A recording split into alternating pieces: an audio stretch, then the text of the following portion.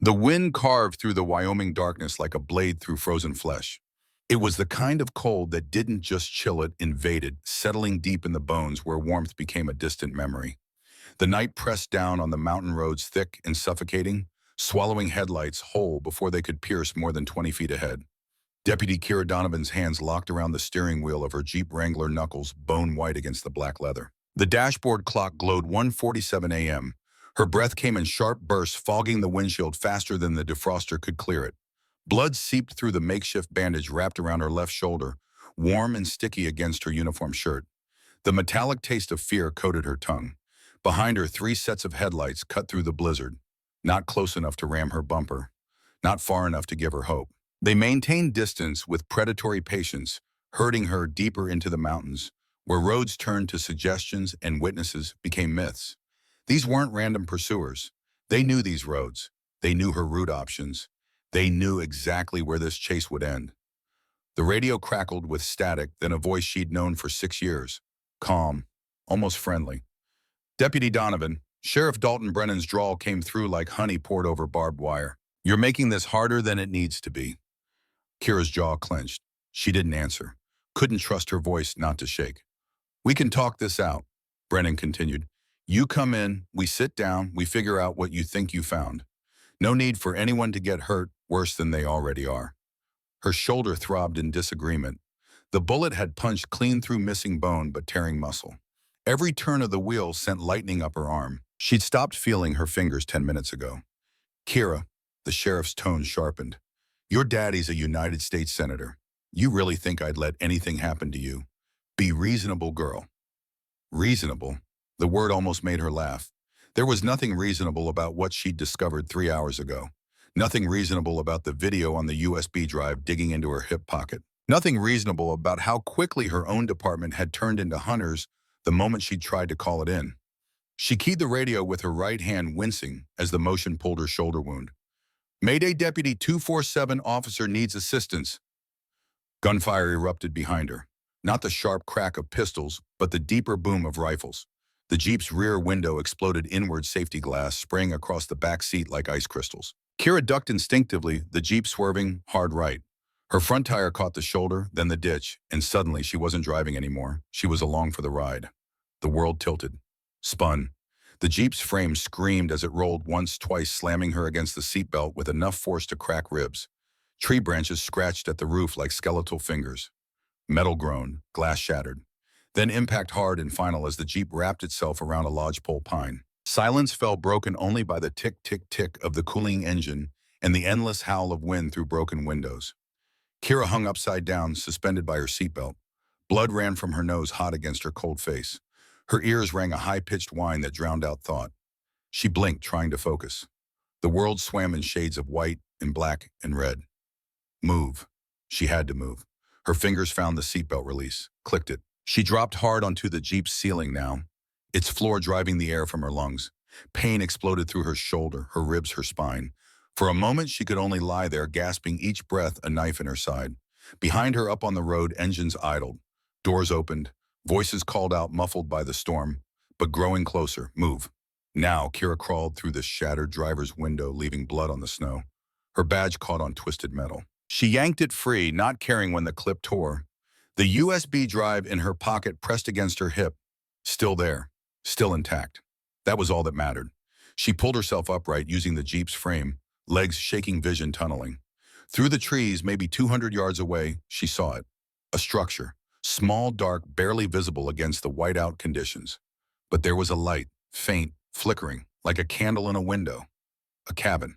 Flashlight beams swept through the forest behind her. Men's voices, closer now, coordinating. She recognized them. Carl Hutchins, the deputy who always brought donuts on Fridays. Pete Vasquez, who'd helped her move into her apartment last year. Good men, she'd thought. Friends. Rowan had thought they were friends, too. Kira pushed off from the Jeep and ran. The snow came up to her knees in places. Each step felt like wading through concrete. Her shoulders screamed. Her ribs ground against each other. The cold bit at her face, her hands finding every gap in her uniform. She focused on the light ahead. One foot, then the other. Don't think about the pain. Don't think about the blood. Don't think about how you're leaving a trail a blind man could follow. Just get to the cabin. The distance closed with agonizing slowness, 100 yards, 75, 50. The cabin resolved into details weathered logs, a sagging porch windows dark except for that single light inside. No car visible, no sign of life beyond that lone candle. 25 yards. Behind her a shout. There! She's heading for the old Hendricks place. Gunfire cracked. A bullet struck a tree to her left, sending bark exploding outward. Another kicked up snow at her feet. They weren't trying to kill her. Not yet. Brennan wanted her alive, wanted to know who else she'd told, what copies she'd made. That would change the moment they got their hands on her. 10 yards. Kira hit the porch steps and nearly collapsed. Her legs had nothing left. She caught herself on the railing, splinters driving into her palm. 3 steps. That was all. 3 steps and she'd be at the door. She climbed them on hands and knees. The door was old solid wood, probably locked. She raised her fist to pound on it, then stopped. Behind her flashlight, beams swept closer. 30 seconds, maybe less. She hammered on the door with the side of her fist. Please, her voice came out as a rasp barely audible over the wind. Please, I'm a police officer. I need help. Nothing. She pounded harder, ignoring the pain in her shoulder. Blood ran down her arm, dripping onto the weathered boards. Please. Inside, a sound, movement, heavy footsteps approaching. Behind her, men broke through the tree line. 3 of them, rifles raised, maybe 40 yards out and closing fast. The door's lock clicked. Kira turned the handle and fell inside just as the first bullet punched through the door frame where her head had been. She hit the floor hard, rolling onto her back, gasping.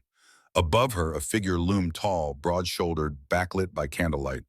For a moment, she couldn't make out features, could only see a silhouette that blocked out the ceiling. Then he moved, and the light caught his face. Late 30s, maybe pushing 40. Clean-shaven jaw gone dark with 2 days of stubble more gray at the temples than the rest of his close-cropped hair suggested. Hard lines around his mouth and eyes, the kind carved by years of squinting into harsh sun and harsher truths. A scar ran through his left eyebrow, old and white. His eyes were the color of winter storms, gray and unforgiving, and completely, utterly calm. He looked at her for exactly 2 seconds, took in the blood, the uniform, the badge still clipped to her belt. Then his gaze shifted to the open door behind her. How many? His voice was quiet, controlled. Military cadence. 3. Kirikov tasted copper. Maybe more coming. He nodded once, moved to the door, staying to the side of the frame. His right hand hung loose at his side, fingers slightly curled. His left reached for the door handle with practiced efficiency. Outside, boots hit the porch steps. The man, whoever he was, looked back at her. Can you move? Kira tried to push herself up. Her arms gave out. Not fast. Then stay down. He slammed the door shut and threw the deadbolt. The lock looked new, solid. Probably the only new thing in this entire cabin. The windows, though, the windows were a problem. Single pane glass, no shutters, curtains, so old they'd probably disintegrate if you touched them. A voice called from outside. Carl Hutchins.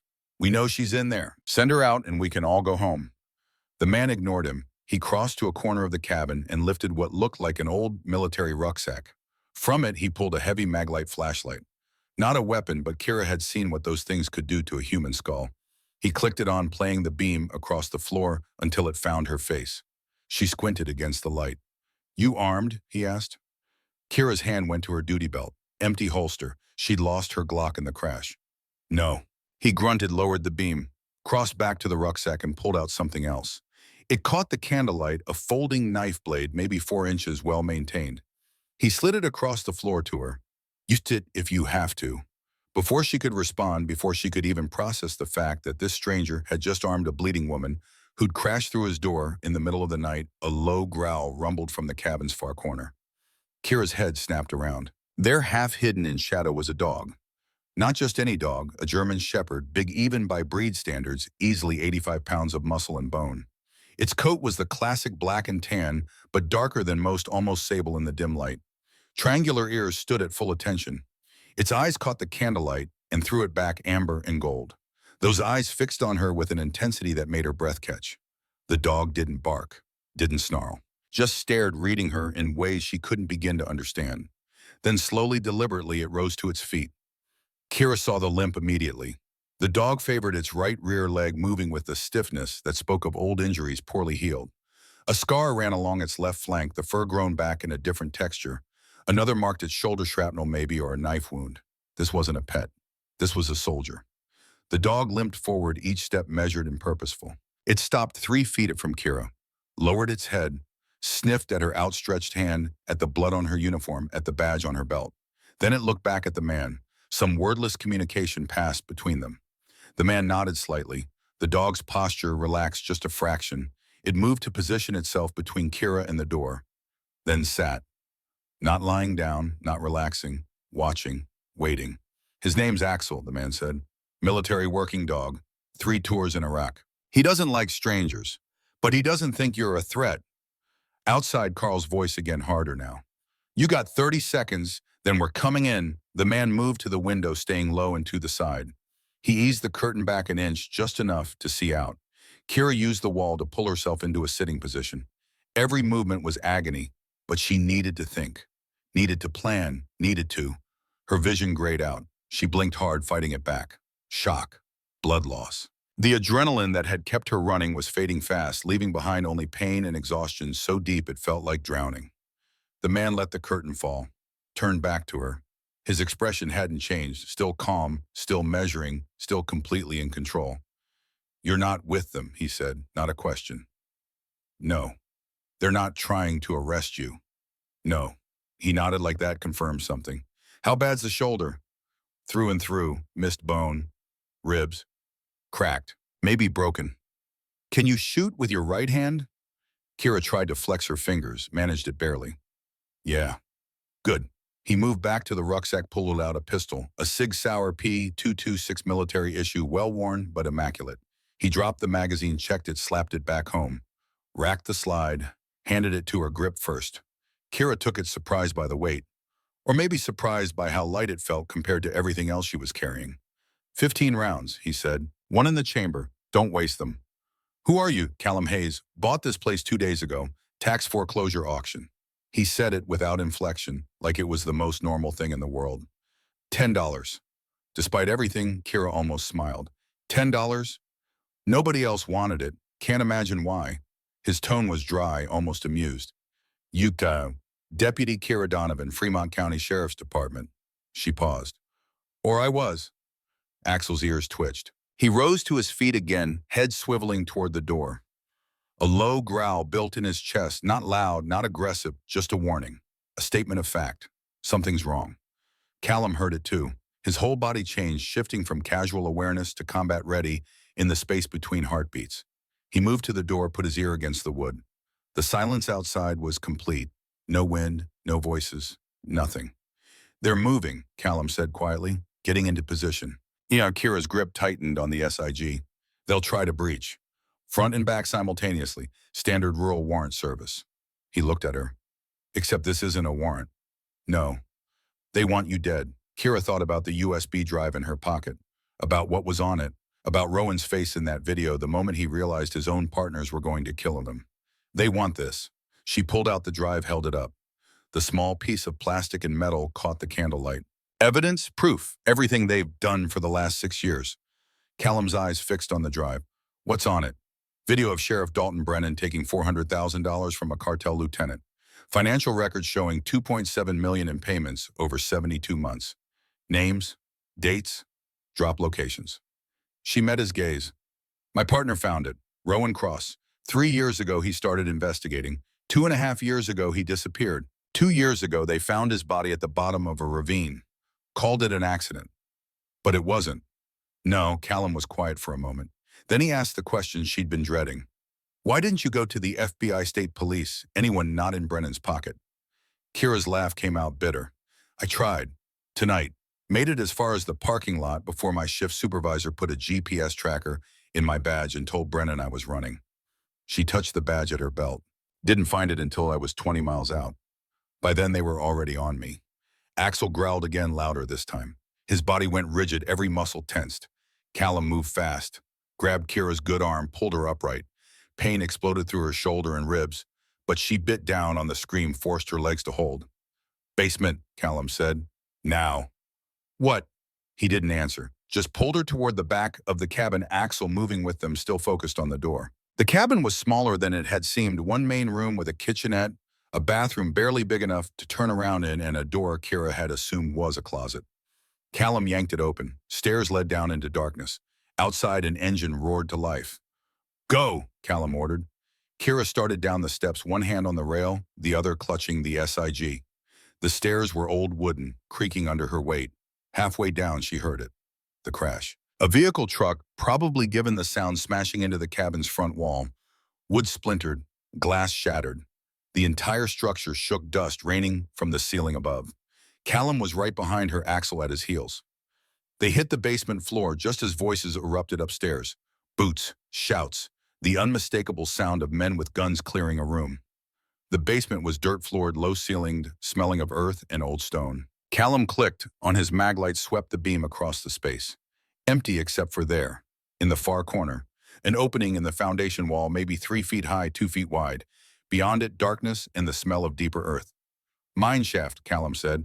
Old copper mine, 19th century. Owners sealed it when they built the cabin, but the seals rotted through.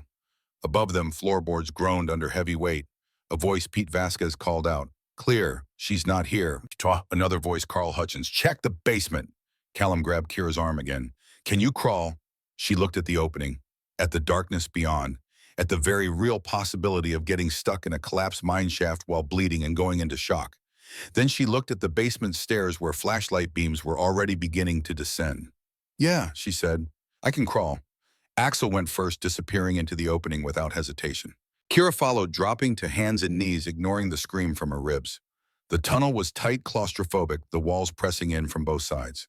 She could feel Callum behind her, moving with surprising grace for a man his size. Behind them, boots hit the basement floor. Footprints, Carl's voice excited. They went into the mine. Gunfire erupted. Muzzle flashes lit the tunnel entrance like lightning. Bullets ricocheted off stone, whining past Kira's head. She scrambled forward to faster, her shoulder weeping fresh blood, her breath coming in ragged gasps. The tunnel opened up. Suddenly she had room to stand, though the ceiling still forced a crouch. Callum's maglite beams swept the space, a larger chamber, maybe 12 feet across, with 3 more tunnel openings leading deeper into the mountain. Left, Callum said.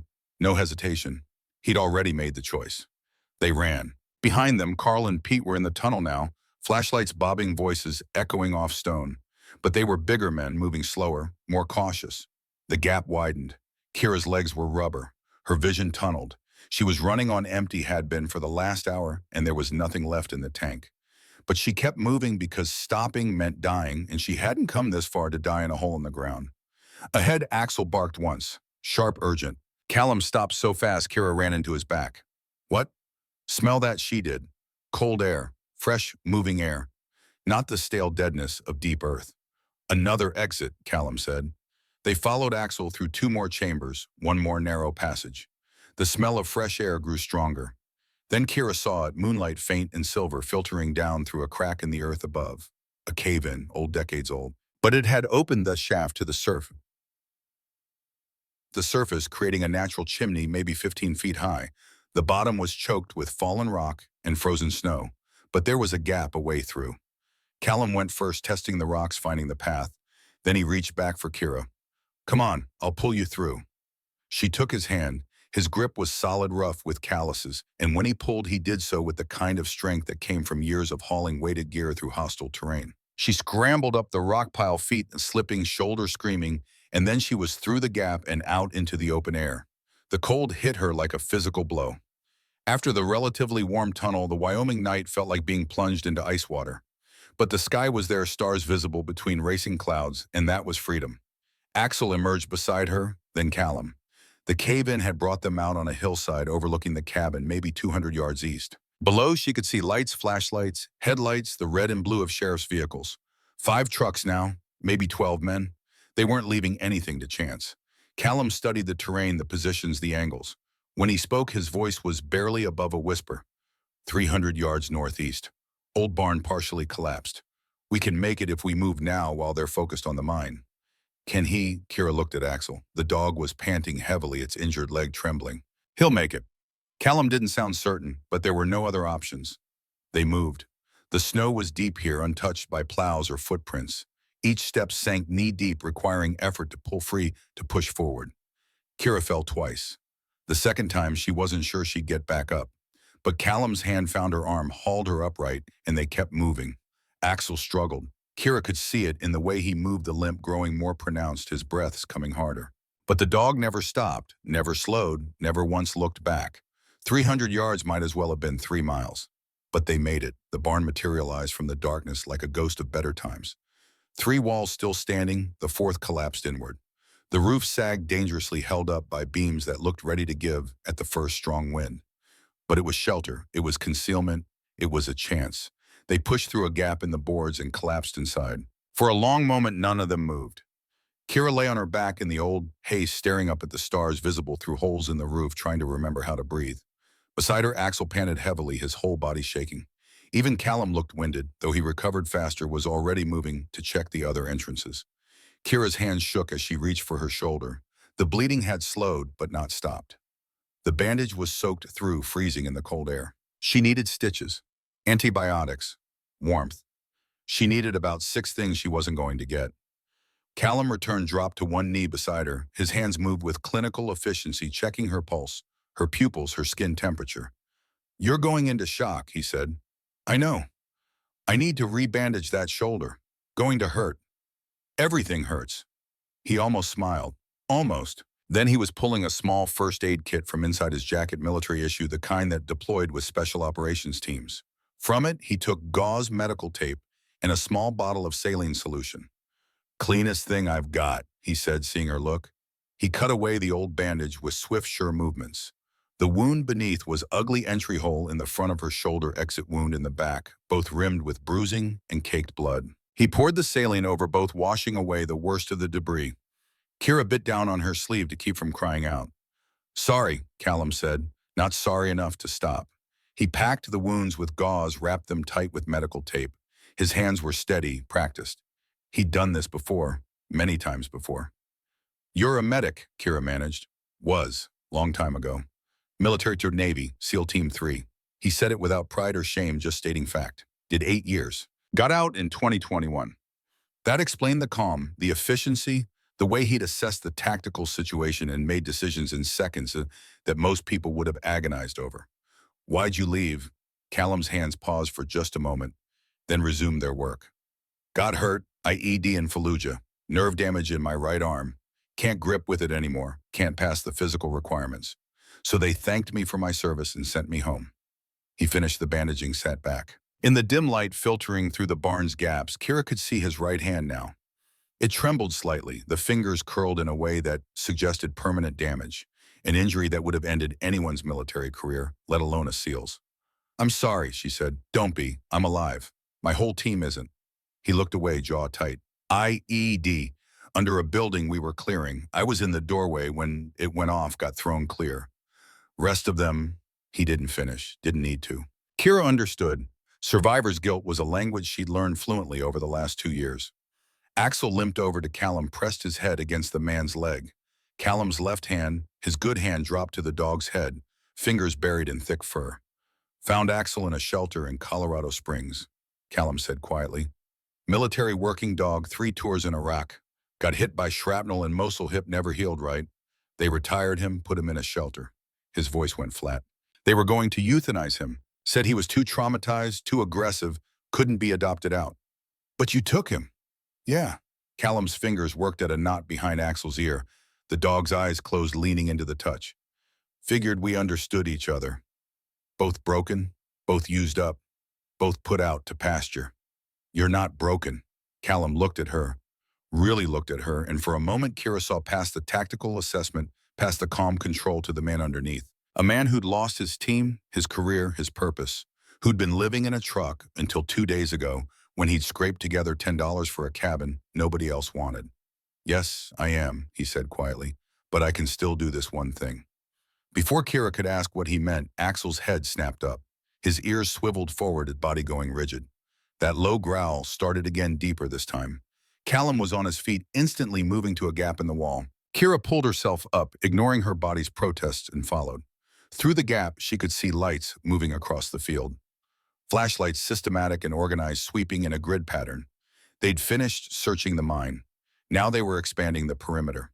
It was only a matter of time. Callum watched for a moment, then turned back to her. "That USB drive, you said it has everything. Everything, names, dates, transactions. 6 years of evidence. Can you duplicate it?" Kira shook her head. "Need a computer?" Power. Time we don't have. Then we have to get it to someone who can use it. Someone Brennan doesn't own. FBI, I have a contact. Agent Evelyn Thatcher, Denver Field Office. She's been trying to build a case against Brennan for 18 months, but she can't get local cooperation. Can you reach her? Kira pulled out her phone. Dead. The crash had killed it, or the cold, or both. Callum pulled out his own, a satellite phone, bulky and expensive. Take it. Call her. Tell her what you have and where we are. Kira took the phone, started to dial, then stopped. What about you? I'm going to buy you time. How? Callum looked at Axel, then at the SIG still clutched in Kira's hand, then back at the approaching lights. Same way I always did, he said, by making them think twice about coming through that door. He moved to the barn's wall, started pulling loose boards free, creating firing positions. Axel followed, taking up a position near the largest gap, watching. Kira dialed. The phone rang once, twice, 3 times. On the 4th ring, a woman's voice answered. Professional alert despite the late hour. Thatcher. Agent Thatcher, this is Deputy Kira Donovan, Fremont County Sheriff's Department. I have evidence of corruption and cartel involvement at the highest levels of my department. I need immediate extraction and federal protection. A pause, then, Deputy Donovan, I know who you are. Your partner was Rowan Cross. Yes, ma'am. Where are you? Kira gave their position as best she could. Old Hendricks property northeast of the original cabin in the collapsed barn. I'm in Denver. 4 hours minimum to get a team to you. We don't have 4 hours. Then you need to survive for 4 hours. Thatcher's voice hardened. Can you do that? Kira looked at Callum, methodically turning the barn into a defensive position with nothing but loose boards and tactical experience. At Axel, injured and exhausted but still standing guard.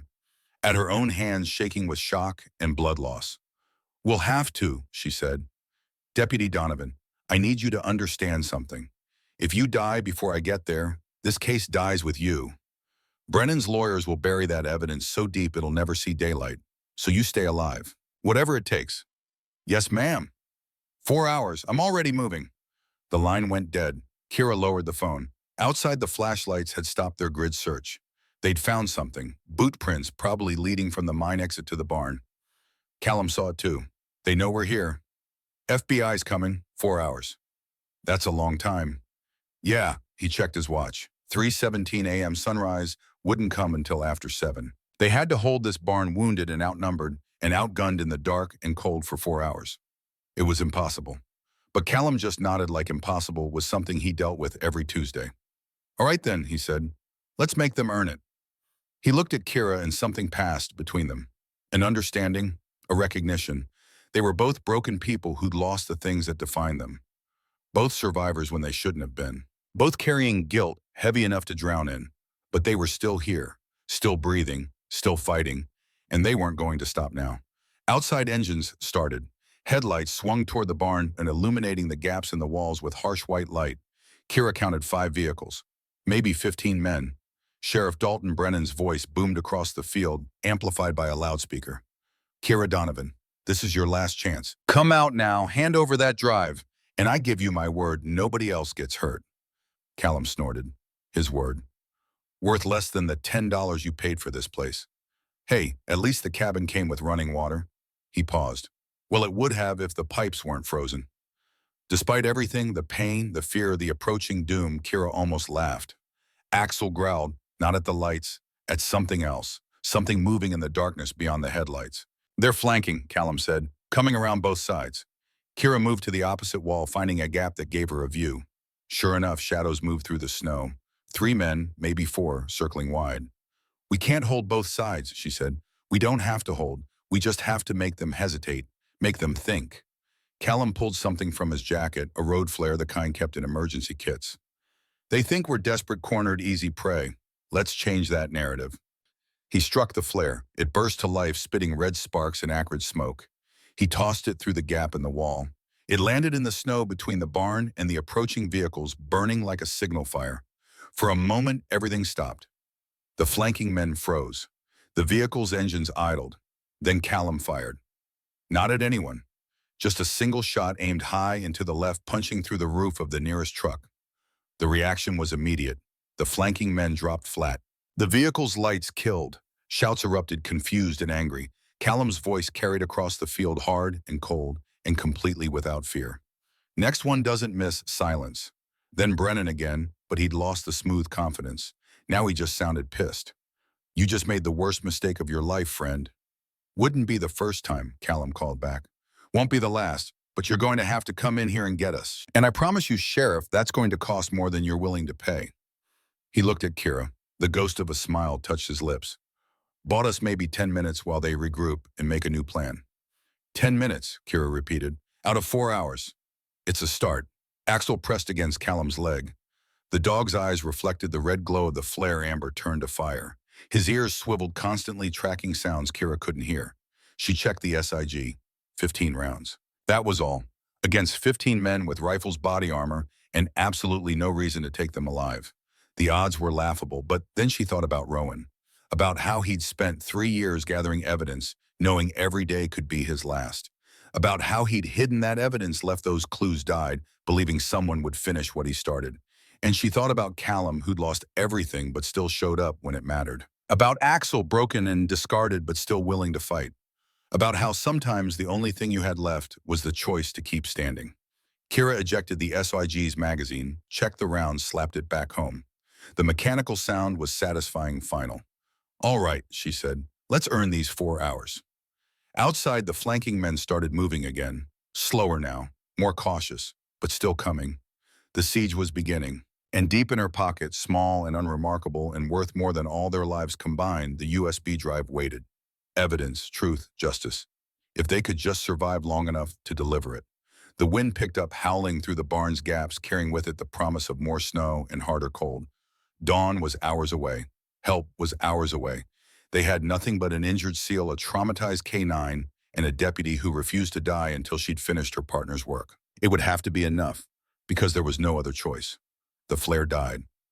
Darkness rushed back in like water, filling a hole, absolute and suffocating. For 3 heartbeats, nothing moved. Then the muzzle flashes started. They came from 3 positions simultaneously, northwest and directly south.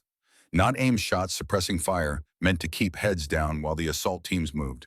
Bullets punched through the barn's weathered boards, sending splinters flying. One round passed so close to Kira's head, she felt the displacement of air against her cheek. She dropped flat, pressing herself into the frozen dirt. Beside her, Callum had already moved low, crawling to a different firing position. Axel stayed between them, body coiled tight, waiting for a command that hadn't come yet. The firing stopped as suddenly as it started. In the ringing silence that followed, Kira heard boots crunching through snow. Multiple sets moving in coordinated bounds. Military tactics. Someone down there knew what they were doing. Callum heard it too. His jaw tightened. They've got at least 1 vet on their team. Moving in fire team rushes. 3 to 5 second bounds covering each other's movement. Can you tell how many? 6, maybe 8 in the assault element. Rest are providing overwatch. He shifted position again, peering through a gap. They're going to try to overwhelm us with speed and numbers.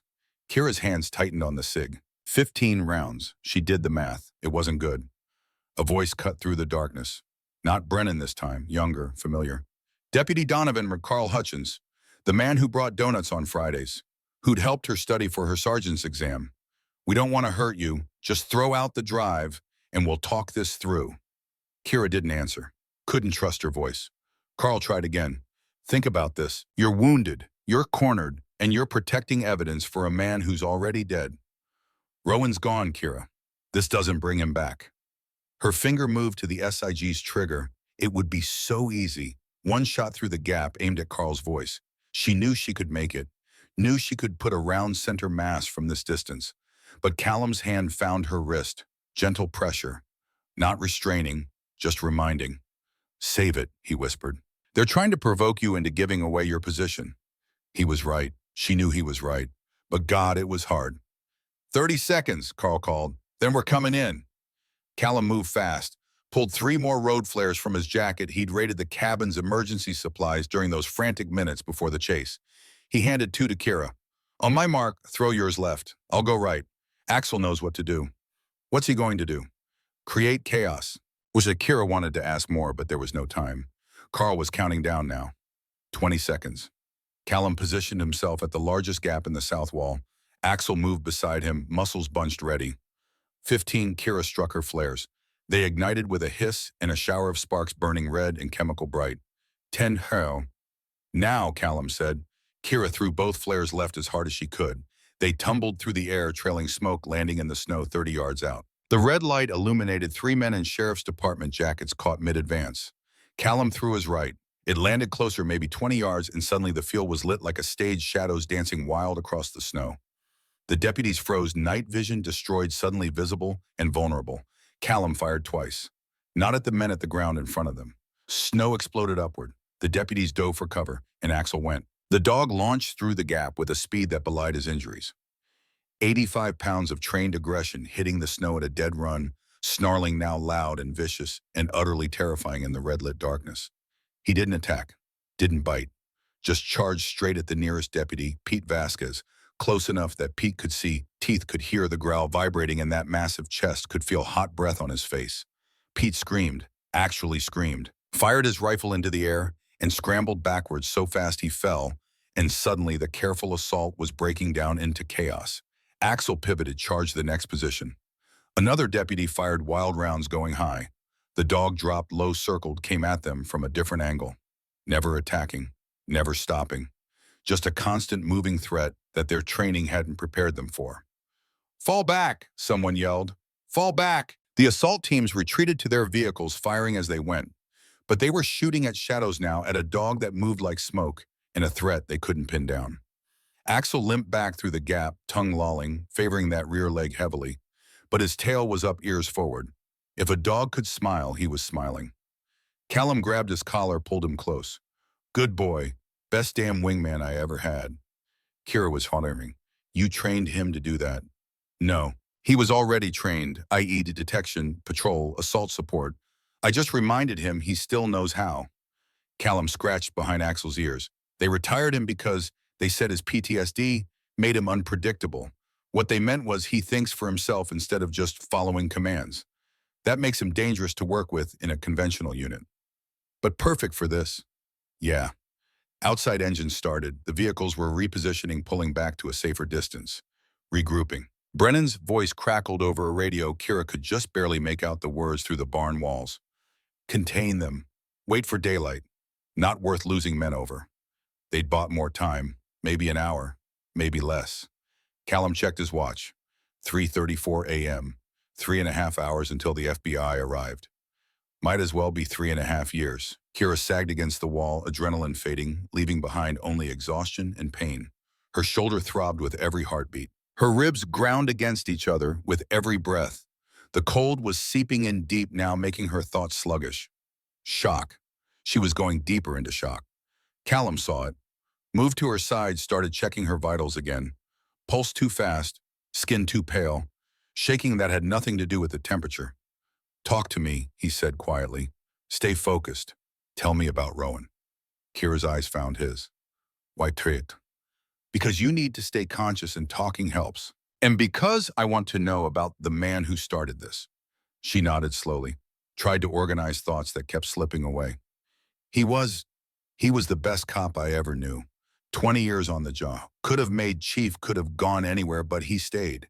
Said someone had to remember why we wore the badge. He was your training officer." "Yeah, 6 years ago, fresh out of the academy, scared out of my mind. He took me under his wing, taught me everything." She smiled, but it hurt. "Used to say, don't just enforce the law, Kira. Be worthy of it." "Sounds like a good man." "He was. That's why they killed him." The bitterness in her voice was sharp enough to cut. Callum didn't flinch from it, just waited. 3 years ago, Kira continued, we got a call, domestic dispute out near the county line. By the time we got there, the husband was gone, wife was half dead. While we waited for the ambulance, Rowan found cocaine. Not user amounts, dealer amounts. 2 kilos in the garage, wrapped and ready for distribution. She paused, gathering strength. We called it in, requested a detective evidence team, the works. But the drugs never made it to evidence. The report got lost. The case was closed as a domestic nothing else. Rowan asked questions, got shut down, asked more questions, got transferred to night shift. But he didn't stop. No, he started investigating on his own time, tracked down where that house was in the supply chain. Found 3 more houses just like it. Started documenting everything in his personal notebook. Then he found the pattern. What pattern? Every house was in a neighborhood recently cleared by sheriff's deputies. Every house had the same protection. Complaints were ignored, searches were declined, investigations were dropped, and every single one was in districts overseen by Sheriff Brennan or Chief Deputy Catherine Vance. Callum's expression darkened. How high does it go? We don't know. That's what Rowan was trying to figure out when he disappeared. Kira touched her pocket where the USB drive rested. His last entry was dated 3 days before he vanished. He'd gotten video of Brennan meeting with someone at the cabin, your cabin, a cartel lieutenant named Ochoa. The exchange was $400,000 in cash for protection and distribution rights. And Rowan recorded it. Yeah, hid the camera in the trees, got the whole thing. Then he went home and wrote one more note in his book. Tomorrow I'm going to the FBI. Finally have enough to make it stick. That was the last thing he ever wrote. They found out. Kira nodded, feeling tears burn behind her eyes. Shock or grief or rage, she couldn't tell anymore. Someone must have told Brennan. Someone Rowan trusted. The next day, Rowan's truck went off Highway 287 straight down into Burnt Fork Canyon. Burned on impact. They said he fell asleep at the wheel. Said the evidence showed no signs of foul play. But there was evidence. I found it 6 months later, his notebook hidden in his locker at the station. The USB drive was taped to the back of his desk drawer. He'd left clues, breadcrumbs. Like he knew. Like he was planning for the possibility he wouldn't make it. Her voice broke. He knew they were going to kill him, and he did it anyway. Callum was quiet for a long moment. Then he sounds like the kind of man who deserved a better partner than the one who betrayed him. We still don't know who. Could have been anyone. Pete Carl, the shift supervisor, even the dispatcher. Rowan was careful, but he had to trust someone. And that someone got him killed. Yes. Axel pushed his head against Kira's leg. She buried her good hand in his fur, drawing comfort from the solid warmth of him. The dog leaned into the touch, offering what comfort he could. Outside, the wind had picked up again. Snow fell harder now. Thick flakes that would cover tracks, reduce visibility, make any rescue attempt that much harder. The temperature was dropping too. Kira could see her breath forming. Clouds could feel the cold working its way through her uniform into her bones. Callum shrugged out of his jacket. Put this on. You'll freeze. I've got better circulation than you do right now. Take it. She didn't have the strength to argue. The jacket was heavy-lined and still warm from his body heat. She pulled it around her shoulders, and it felt like being wrapped in a blanket. Thank you, she whispered. Don't thank me yet. We're not out of this. Why are you helping me? The question came out before she could stop it. You don't know me. This isn't your fight. You could have just locked that door and let them take me. Callum looked at her. Really looked at her the way he had in the cabin before the world exploded into violence and chaos. His storm gray eyes held something she couldn't quite name. Regret, maybe, or recognition. Fallujah, he said quietly. 2019. My team was doing a sweep of a suspected safe house. We heard screaming inside. A woman begging for help in English. My team leader said we didn't have time, we needed to move to the primary objective. I agreed. We moved on. He paused, swallowed hard. Turns out there really was a woman in there. American journalist kidnapped 3 weeks earlier. She'd heard our voices called for help. We walked away. By the time we came back with a rescue team, they'd moved her. We found her body 2 months later in a mass grave outside Mosul. The pain in his voice was raw, fresh despite the years. I told myself we had orders. We had a mission. We did everything by the book. But that woman still died because when she needed help, I walked away. His jaw tightened. I don't walk away anymore. Not for anyone. Kira understood then. Understood why he'd opened that door, why he'd armed her, why he was willing to die in this barn rather than surrender. He wasn't saving her. He was saving himself, saving the part of him that had died in Fallujah when he chose the mission over the person. I'm sorry, she said. Don't be. Just live long enough to make this mean something. A sound cut through the night, distant at first, then growing louder. A vehicle approaching, but different from the trucks already surrounding them. Bigger engine, heavier. Callum moved to the gap, looked out. His expression went flat. They brought an MRAP. An MRAP. A what? Mine-resistant ambush-protected vehicle. Basically a tank designed to survive IEDs, military surplus. Departments have been buying them cheap for years. He turned back to her, and for the first time since this started, she saw worry in his eyes. That thing can drive straight through this barn like it's tissue paper. As if on cue, Brennan's voice boomed across the field again. Last chance, deputy. That barn won't stop what's coming. Throw out the drive and walk away. Kira looked at Callum, at Axel, at the USB drive in her hand, at the barn walls that suddenly seemed as substantial as paper. 3.25 hours until help arrived. They'd never make it. She knew it. Callum knew it. Probably even Axel knew it. But she also knew Rowan had died for what was on this drive. Knew that if Brennan got his hands on it, everything her partner had sacrificed would be for nothing. The corruption would continue. The drugs would keep flowing. Good people would keep dying. She couldn't let that happen.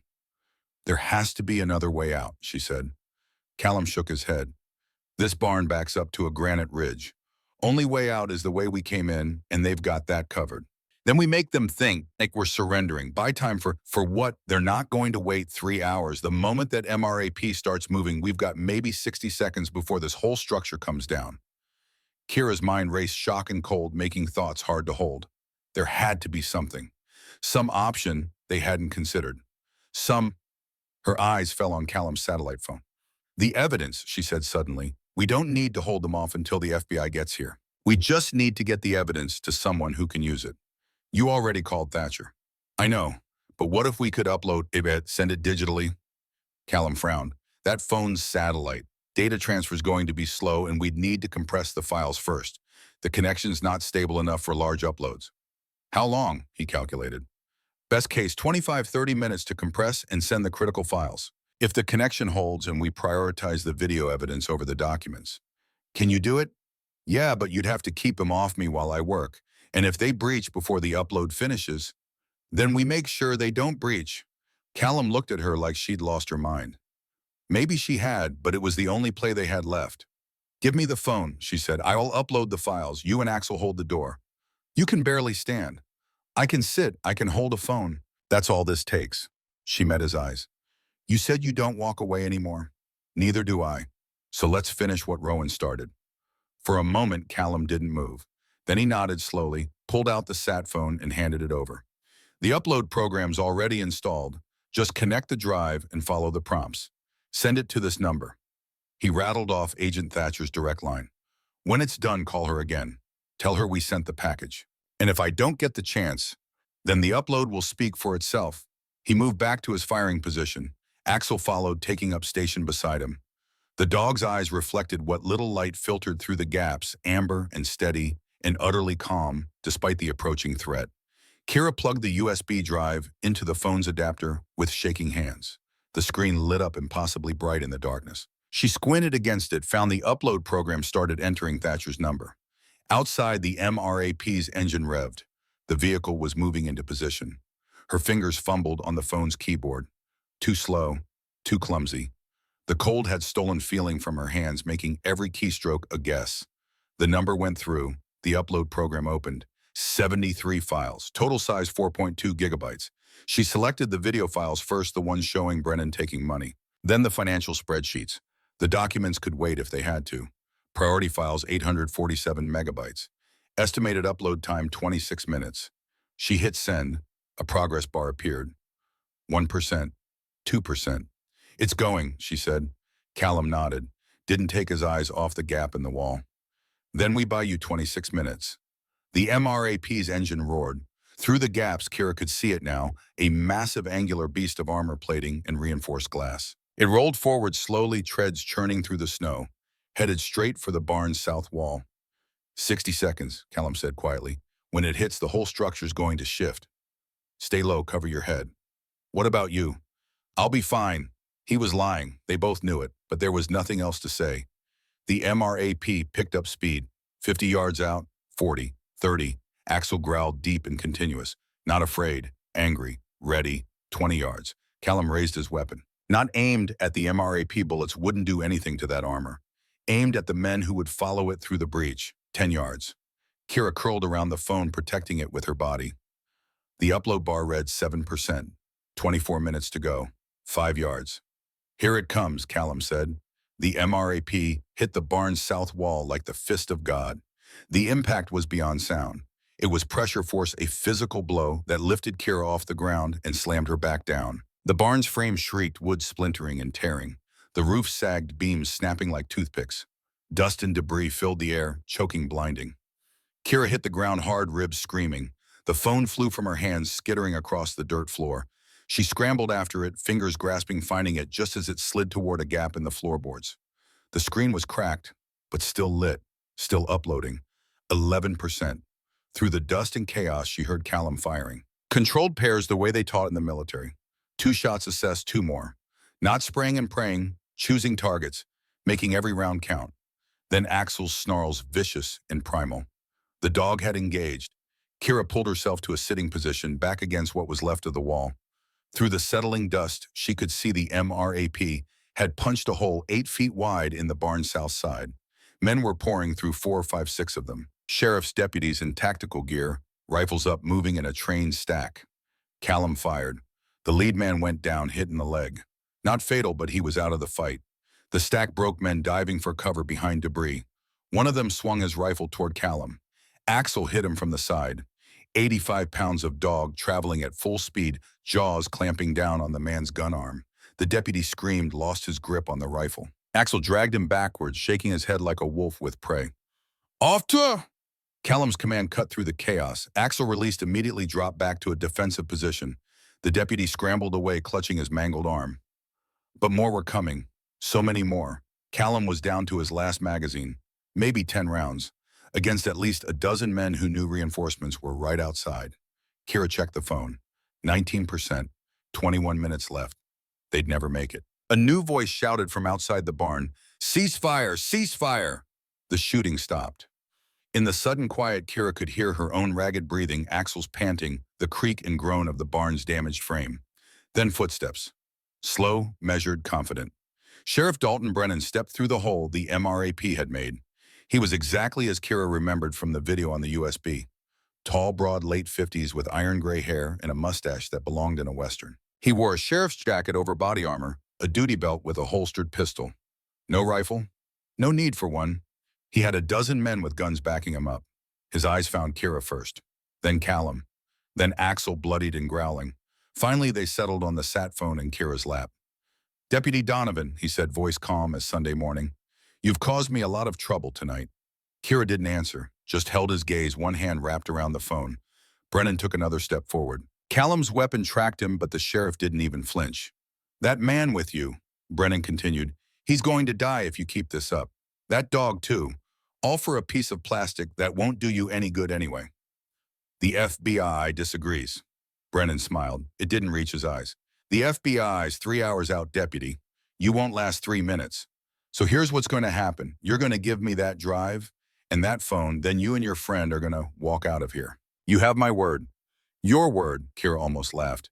"Like you gave Rowan your word." The smile vanished. Rowan Cross was a good man who made bad choices. He chose to investigate things that weren't his business. He chose to stick his nose where it didn't belong. And yes, he chose to trust the wrong person. Who? Does it matter? He's dead either way. The casual cruelty of it, the complete lack of remorse, made something inside Kira snap. She started to raise the SIG, pain and shock forgotten, ready to put a bullet in that smug face, even if it cost her everything. Callum's hand caught her wrist. "Not yet."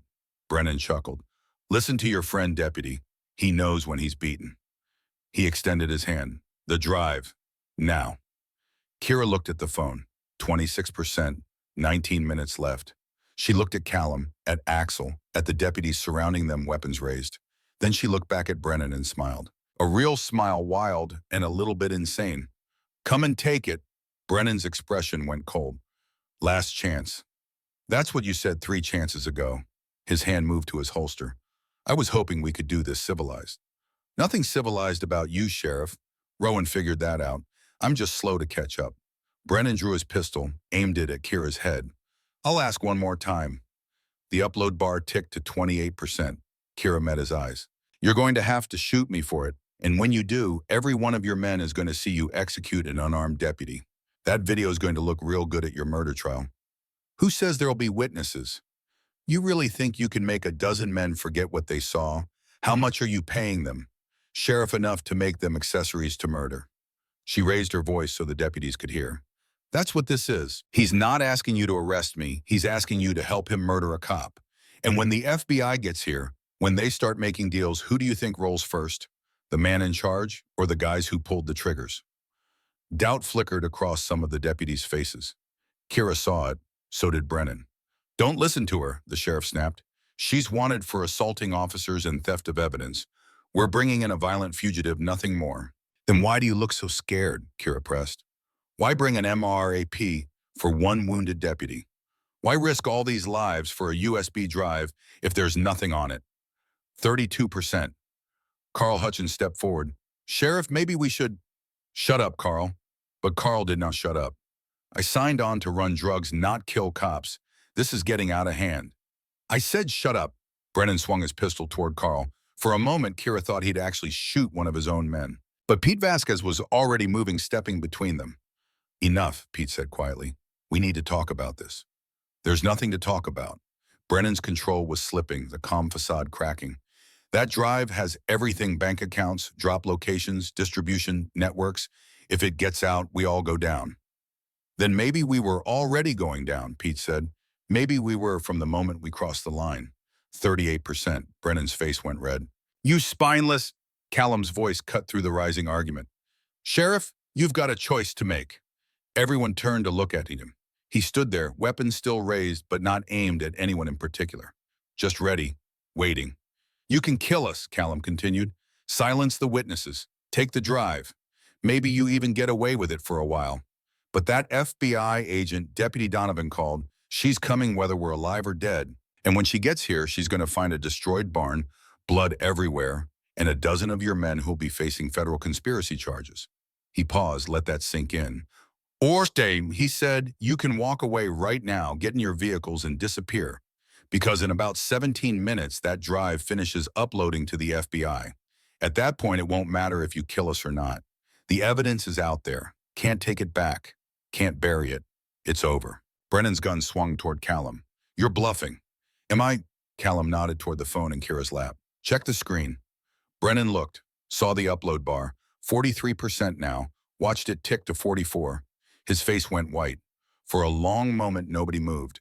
The only sound was the wind howling through the destroyed barn and the labored breathing of too many people in too small a space. Then Brennan lowered his weapon. You just killed yourself, deputy, he said quietly.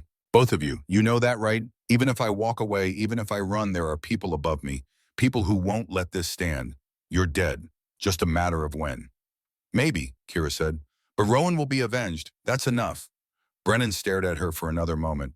Then he turned and walked out through the hole in the wall. Most of the deputies followed him, but not all. Carl stayed.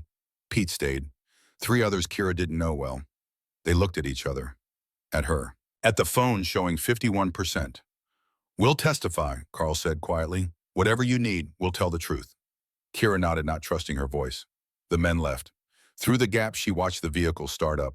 Watched them drive away into the darkness, taillights fading, until there was nothing left but snow and wind and the first gray hint of approaching dawn. They were alone.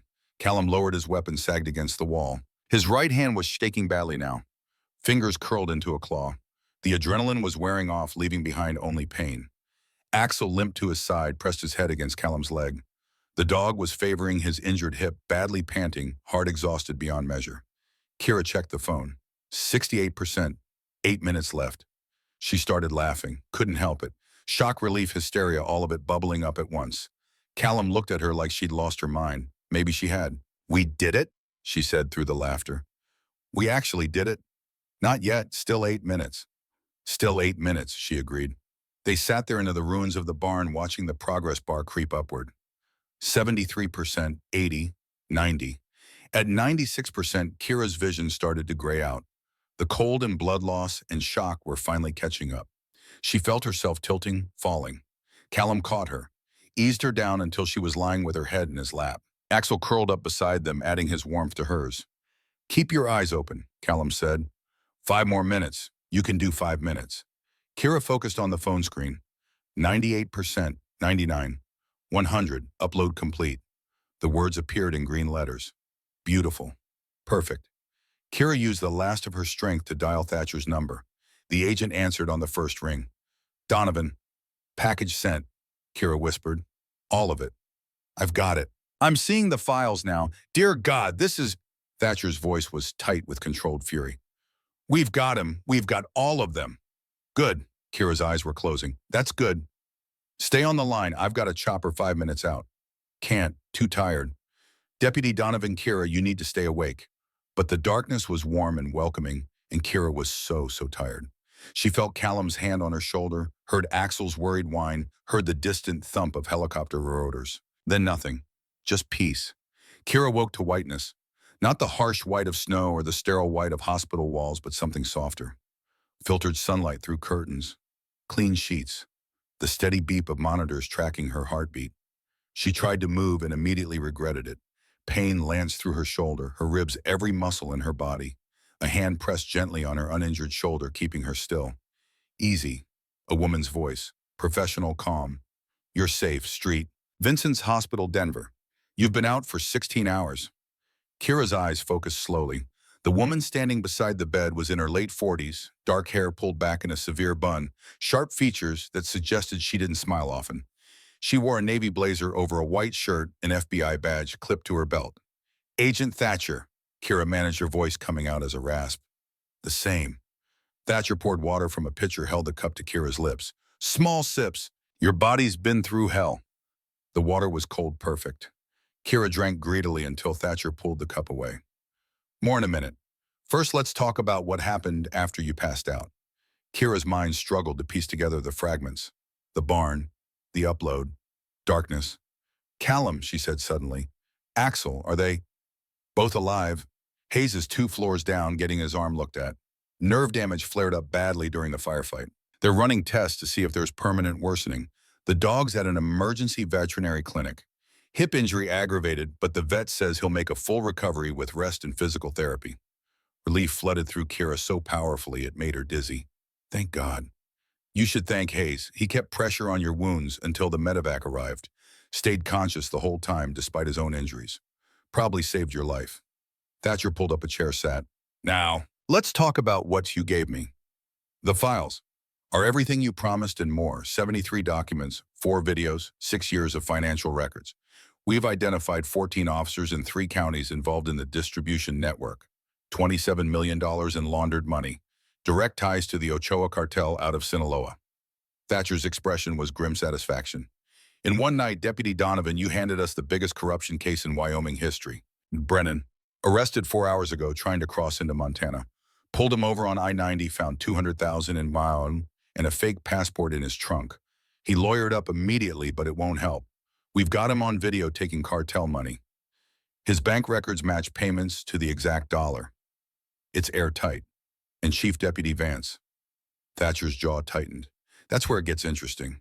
We raided her home at dawn. Found her in her garage with her service weapon and a bottle of whiskey. She'd written out a full confession. 20 pages detailing the entire operation, how it started, who was involved, everything. Kira's stomach twisted. She killed herself. No, we got there in time. She's in custody, cooperating fully. Says she wants to make it right, whatever that means. Thatcher leaned forward. She also told us who betrayed Rowan Cross. The room seemed to tilt. Kira gripped the bed rail. Who? Detective Marcus Webb, Narcotics Division. He and Rowan were friends for 15 years. Webb was the one Rowan told about going to the FBI. Webb called Brennan. They staged the accident together. Kira closed her eyes. Marcus Webb. She'd met him twice, maybe 3 times. Quiet man, always seemed tired. Had a daughter in college. Where is he now? Dead. Ate his gun 2 hours after we arrested Brennan. Left a note apologizing to his daughter. Thatcher's voice held no sympathy. Coward's way out. They sat in silence for a moment. Outside the window, Denver sprawled in afternoon sunlight. Cars moved on distant highways. People went about their lives unaware that in this hospital room, the pieces of a massive conspiracy were finally falling into place. What happens now? Kira asked. Now we build cases. Federal prosecutors are already drawing up indictments. 14 officers will be charged with conspiracy, drug trafficking, money laundering, and in Brennan's case, murder. Vance is cooperating, so she'll likely get a reduced sentence. The others, Thatcher shrugged. They'll spend the rest of their lives in federal prison. And me, you're a hero deputy, or you will be once this goes public. Thatcher straightened her jacket. But that's going to take time. Right now, you need to heal. Doctor says you'll be here at least a week. Shoulder surgery tomorrow morning, rib monitoring, treating the infection. After that, administrative leave while internal affairs does their investigation. They think I did something wrong. Standard procedure when an officer's involved in a shooting. Don't worry, it's a formality. You'll be cleared. Thatcher moved toward the door, then paused. For what it's worth, Deputy Donovan, your partner, would be proud. You finished what he started. After Thatcher left, Kira lay back against the pillows and let the tears come. Silent, exhausting, necessary. She cried for Rowan, for the life he should have lived. For Marcus Webb's daughter who'd lost her father to his own weakness. For all the people harmed by the drugs that had flowed through Brennan's network. And she cried for herself, for the deputy she'd been 3 days ago who trusted her department, her colleagues, her chain of command. That woman was gone. Killed in a cabin in the mountains, along with any illusions about the badge, automatically meaning honor. The door opened again. Kira wiped her eyes, expecting a nurse. It was Callum. He looked worse than she'd ever seen him. His right arm was in a sling, bandaged from wrist to elbow. Dark circles shadowed his eyes. He moved stiffly, like every joint hurt. But he was standing, moving, alive. Heard you were awake, he said. Heard you saved my life. Yeah, well, seemed rude to let you die after all that effort to stay alive. He pulled up the chair Thatcher had vacated, lowered himself into it carefully. How you feeling? Like I got shot and rolled a car and fought off a small army. She managed a weak smile. You. Doctors say the nerve damage is worse. Whatever I did in that barn finished off what was left. Right arm's basically useless now. He said it without emotion, just stating facts. Can't grip, can't shoot, can't do much of anything with it. I'm sorry. Don't be. I knew the risk. He looked at his bandaged arm. Jaw tight. At least it mattered this time. They sat quietly for a moment. Through the window, Kira could see mountains in the distance, snow-capped and eternal. Somewhere out there was the barn where they'd made their stand, the cabin Callum had bought for $10, the mine shaft that had saved them. What will you do now? She asked. Callum shrugged with his good shoulder. Same as I planned before all this. Fix up that cabin, make it livable. Maybe take in a few other vets who need a place to land. Axel and I, we understand what it's like to be broken and discarded. Might as well share the space with others like us. You're not useless. Tell that to my arm. I'm telling it to you. Kira's voice was firm despite her exhaustion.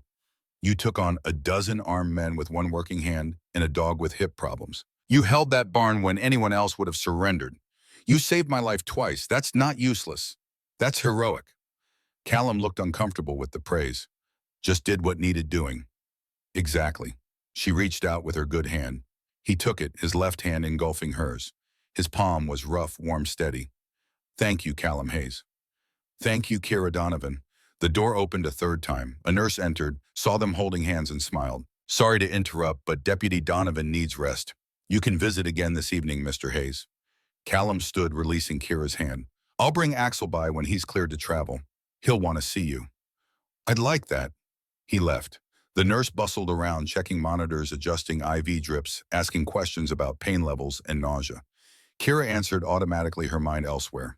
She was thinking about Rowan. About the notebook he'd hidden, the evidence he'd gathered, the sacrifice he'd made. She was thinking about Callum, who'd bought a cabin for $10 and found a purpose. About Axel, retired and written off, proving he still had fight left in him. About how sometimes the most broken things were also the strongest. The nurse gave her something for the pain. As sleep pulled her under, Kira made a promise to herself. When she got out of this hospital, when she healed enough to walk and breathe without agony, she was going to finish this properly. Not just by testifying at trials, by making sure Rowan's sacrifice meant something lasting. She was going to make sure this never happened again. The days that followed blurred together. Surgery to repair her shoulder. The surgeon said she'd been lucky. The bullet had missed major nerves and arteries by millimeters. Antibiotics for the infection that had been brewing in her wounds. Physical therapy that hurt worse than getting shot had. Kira endured it all with the same grim determination that had kept her alive in the barn. Callum visited daily, bringing news from outside. 3 more veterans had applied to stay at the cabin once he got it fixed up.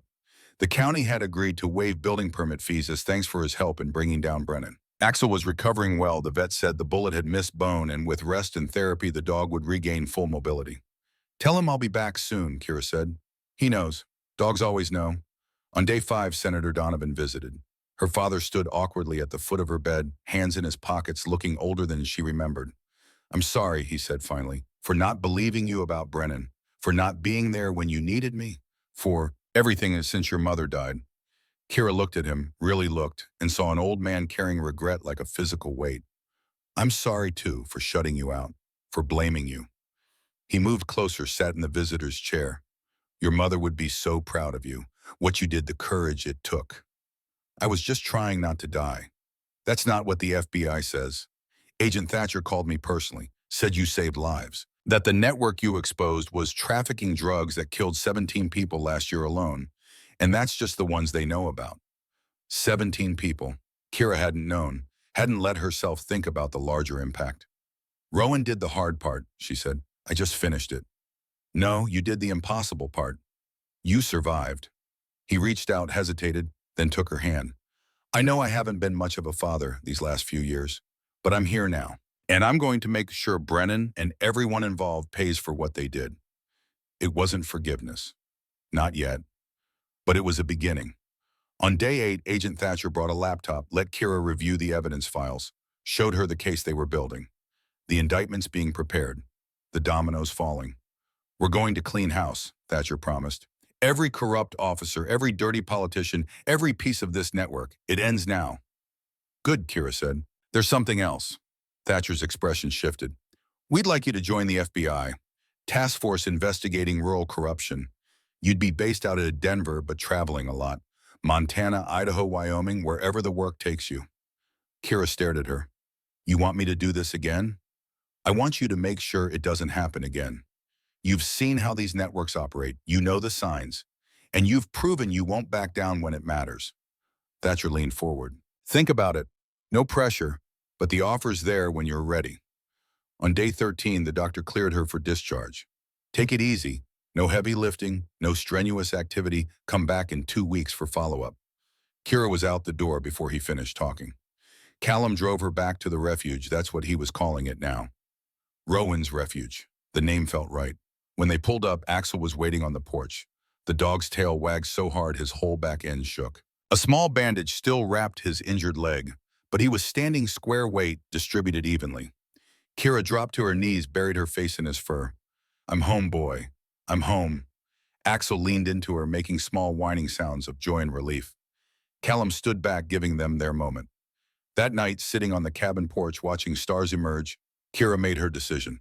I'm going to do it, she said. Join the FBI. Hunt down networks like Brennan's. Callum nodded slowly.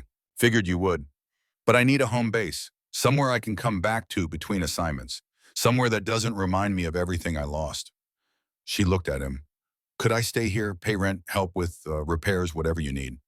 You don't pay rent. You're family now. You and me and Axel, we went through something together. That means something.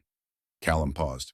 But if you want to contribute, you can help me build the bunkhouses. Planning to add 3 more buildings on the property. Space for 12 residents plus staff. Going to need every set of hands I can get. I can do that? Then you've got a deal. They shook on it, and for the first time since Rowan died, Kira felt like she was moving forward instead of just surviving. 2 weeks later, Kira stood in front of a small headstone in Fremont County Cemetery. The stone was simple black granite with gold lettering. Rowan Michael Cross, Deputy Sheriff, beloved partner, faithful officer. Be worthy of the badge, 1978 to 2022. Someone had left fresh flowers. Kira added hers to the collection, wildflowers from the mountains, the kind Rowan had loved. She stood there for a long time, one hand resting on the cool stone, trying to find words. We got them, she finally said, all of them. Brennan's looking at life without parole. Vance got 20 years.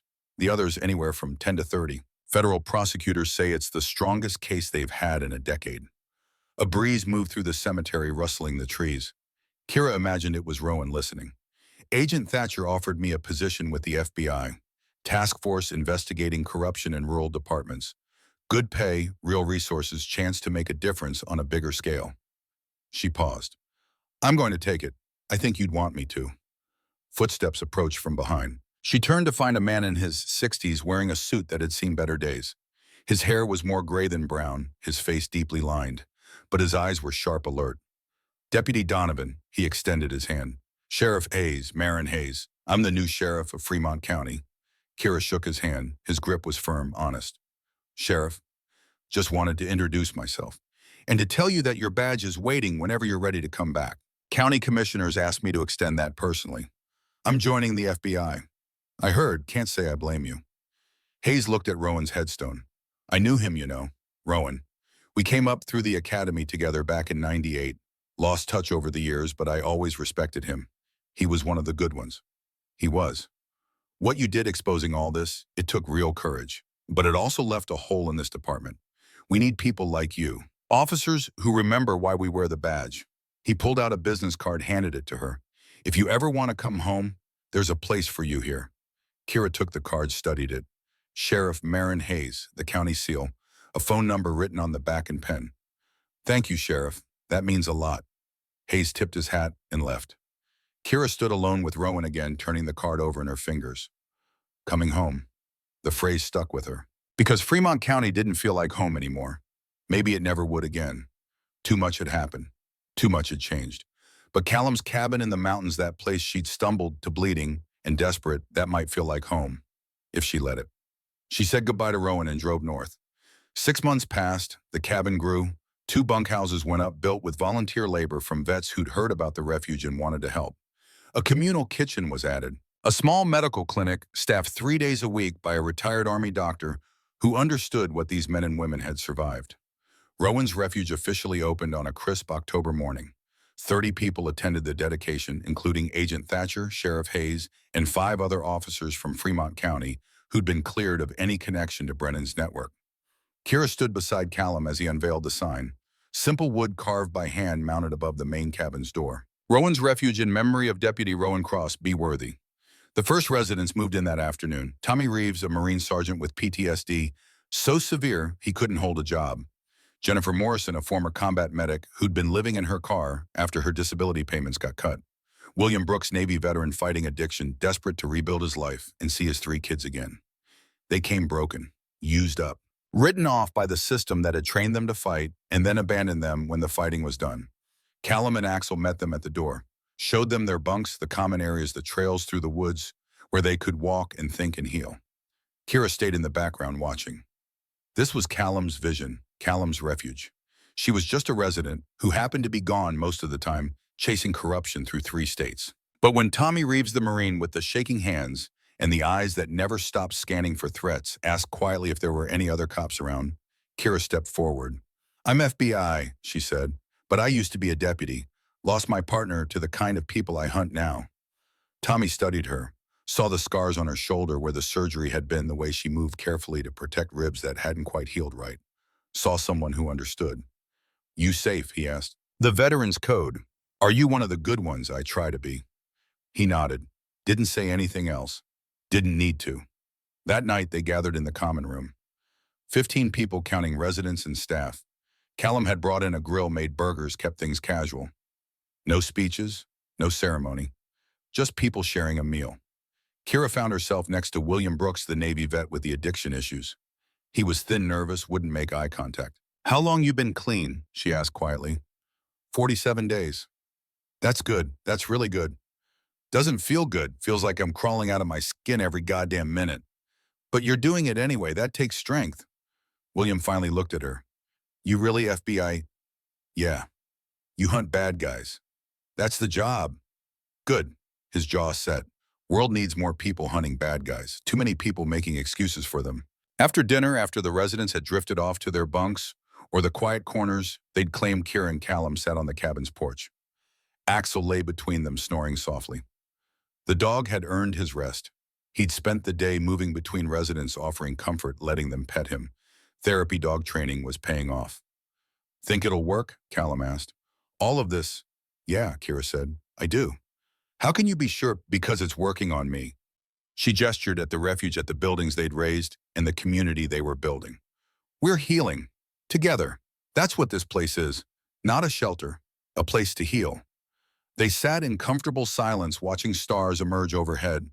The same stars that had watched over them 6 months ago, when everything was chaos and blood and survival. So much had changed.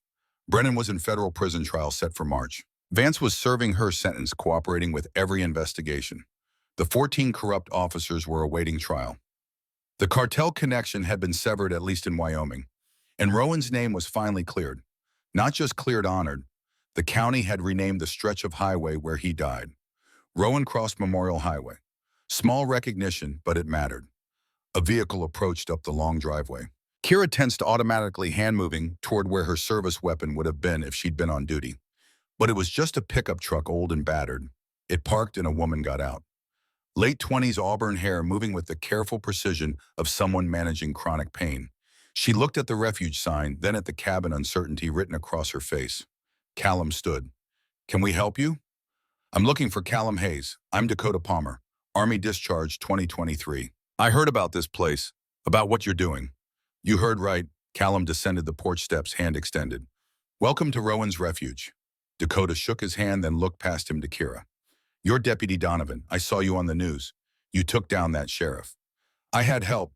Kira stood, came down to join them. "Call me Kira." "I don't have much," Dakota said quickly, "but I can work. I was a mechanic in the Army. Can fix pretty much anything with an engine." "We can always use a mechanic," Callum said. "Come on, I'll show you around." As he led Dakota toward the bunkhouses, Axel at his heels, Kira stayed on the porch. She pulled out her phone, opened her contacts, scrolled to a name she'd saved 6 months ago but never called. Rowan Cross. Work. She'd transferred his number from the old department directory, kept it as a reminder, a promise. She opened a new message, typed slowly. "Got 3 more this month, partner. Task force made arrest in Montana. Dirty sheriff, 2 deputies, 1 county attorney. Your notebook gave us the pattern to follow. We're winning." She hit send, knowing the message would bounce back, knowing Rowan would never read it, but she'd keep sending them anyway. Monthly updates on the work. Evidence that his sacrifice mattered. Proof that the fight continued. Her phone buzzed. Agent Thatcher. "New case, Nebraska. County attorney protecting distribution network. Can you be in Omaha Monday?" Kira looked at the refuge, at the buildings glowing warm in the darkness. At Callum showing Dakota around, Axel limping faithfully beside them. At the safe place they'd built from a $10 cabin and a desperate stand in a winter barn. She typed back, "I'll be there," because this was her life now. Hunting corruption during the week, healing at the refuge on weekends. Building something good from all the broken pieces. It wasn't the life she'd planned. Wasn't the career she'd imagined when she'd put on the badge 6 years ago, young and idealistic and certain she could make a difference. But it was a life that mattered. And in the end, that was enough. 2 months before the trial, Senator Donovan called. "I'm introducing legislation, federal oversight for rural sheriff departments, mandatory corruption audits, whistleblower protections. I'm calling it the Rowan Cross Act." Well, Kira closed her eyes, feeling something tight in her chest finally loosen. He'd like that. "Will you come at a dusk when I introduce it?" "Stand with me." "Yes." March 15th arrived with cold, rain, and gray skies. Kira stood outside the federal courthouse in Cheyenne, watching news vans set up, reporters testing microphones. The trial of Sheriff Dalton Brennan was the biggest corruption case Wyoming had seen in decades. National news, cable coverage. Callum stood beside her, his right arm still in a sling. He'd driven down from the refuge that morning, bringing Axel. The dog sat between them, therapy vest on, calm and steady. "You ready?" Callum asked. "No," Kira admitted, "but I'm doing it anyway." Inside, the courtroom was packed. Senator Donovan sat in the front row, her father come to support her publicly. Sheriff Hayes was there representing the clean department. Agent Thatcher sat with the prosecution team. And in the defendant's chair, wearing an orange jumpsuit and restraints, sat Dalton Brennan. He looked smaller than Kira remembered. Older. Diminished. Their eyes met. He smiled. Cold. Unrepentant.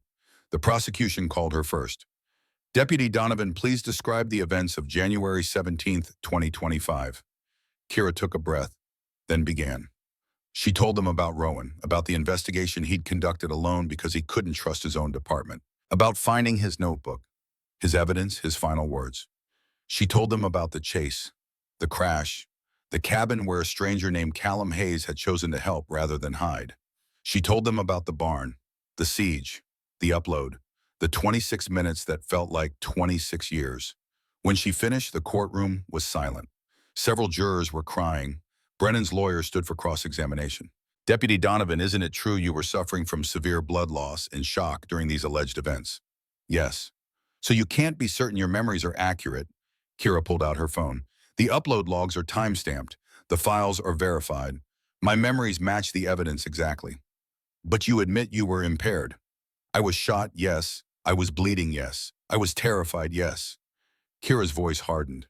"But I was not wrong. Your client ran a drug distribution network that destroyed lives. He murdered my partner." And the evidence I uploaded, evidence that nearly cost my life, proves all of it. She looked at Brennan. You tried to make me forget, to make everyone forget. But some things are too important to forget. The lawyer sat down. As Kira left the witness stand, she walked past Brennan's chair. He leaned forward, whispered just loud enough for her to hear. Rowan screamed when we pushed his car over. Kira stopped. Her hand moved to where her service weapon would have been, but she wasn't armed. This was a courtroom, not a battlefield. She leaned down, whispered back, "You're going to die in prison, alone, forgotten." But Rowan, his name is on a refuge that saves lives every day. He'll be remembered long after your dust. She walked out head high and didn't look back. 3 days later, the jury returned. Guilty on all counts. Brennan got life without parole. Vance got 23 years. The other officers received sentences ranging from 8 to 35 years. Kira wasn't there to hear it. She was at the refuge teaching Tommy Reeves how to replace a roof beam. When Sheriff Hayes called with the news, she thanked him and hung up. Then she went back to work, because justice had been served, and life continued. The wind howled outside, snow beginning to fall. First snow of the season, early but not unexpected. Winter returning as it always did. But inside Rowan's refuge, the fire burned warm, the lights stayed bright, and 15 souls who'd been broken and discarded found safety, purpose, and the chance to heal. Kira closed her laptop, turned off the light, and lay back on her bed. Through the window, she could see stars between the clouds. The same stars that had watched over her in that barn 6 months ago, when survival seemed impossible. She'd made it. They'd all made it. And the work continued. Tomorrow, Nebraska. Next month, testimony at another trial. Next year, maybe expanding the refuge to Idaho. But tonight, just rest. Just peace. Just the knowledge that in a world full of darkness, they'd managed to build something that shone. Rowan would have been proud, and that in the end was all that mattered. The snow fell heavier, blanketing the refuge in white. Clean, pure, a fresh start written in nature's hand. Inside, Kira Donovan, deputy FBI agent, survivor builder, finally slept without nightmares. And in the bunkhouse, Tommy Reeves didn't check his door lock 15 times before bed. And in the workshop, Dakota Palmer looked at her hands and saw tools instead of weapons. And in the cabin, Callum Hayes held his ruined arm and felt not loss but gratitude for what it had let him build. And beside the fire axle dreamed not of explosions and death, but of running free through mountain meadows, whole and healthy and home. Healing wasn't fast, wasn't easy, wasn't guaranteed. But here in this place, built from a $10 cabin and watered with blood and tears, it was possible. And sometimes possible was enough. The refuge stood through that winter and the next, grew stronger, reached further, saved more lives. Because one deputy had refused to let her partner's death be meaningless. Because one SEAL had chosen to build instead of hide. Because one K9 had proven that the broken could still protect. And because sometimes in the darkest moments, the best of humanity shines through. This was their legacy. This was their stand. And it was enough. It was more than enough. It was everything.